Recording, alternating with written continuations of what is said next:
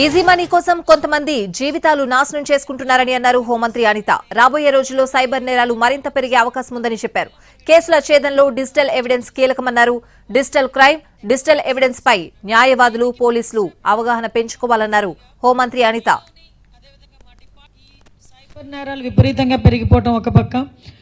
విషయం ఏంటంటే దొంగ మనకన్నా షార్ప్గా పనిచేస్తున్నాడు.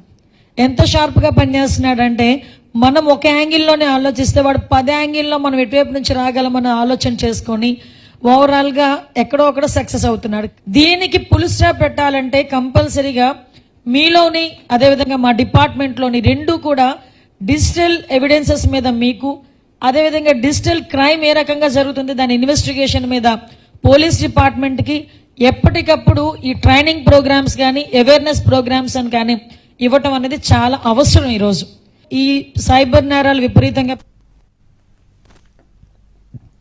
ప్రతి ఇంట్లో టీవీ, ఫ్రిడ్జ్ ఉన్నట్టు సీసీటీవీ కూడా ఉండాలన్నారు హోంమంత్రి అనిత.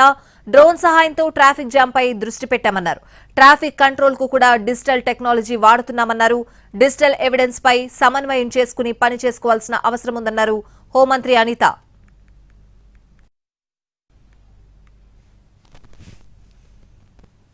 టార్గెట్ కూడా 1,00,000 సీసీ కెమెరాలు, 1,00,000 సీసీటీవీ కెమెరాస్ స్టేట్ మొత్తం రావాలి. ప్రతి ఒక్కరు ఈ రోజు ఇంటి దగ్గర కూడా సీసీ కెమెరాస్ పెట్టుకుంటున్నాం. ఈవెన్ హాస్పిటల్స్లో పెట్టుకుంటున్నాం, రైల్వే స్టేషన్స్లో పెట్టుకుంటున్నాం, స్కూల్స్లో పెట్టుకోవాలి. అంటే పరిస్థితి ఎలా అయిపోయిందంటే మన మీద మనమే ఒక రకంగా చెప్పాలంటే ఒక నిఘా ఏర్పాటు చేసుకోవాలి.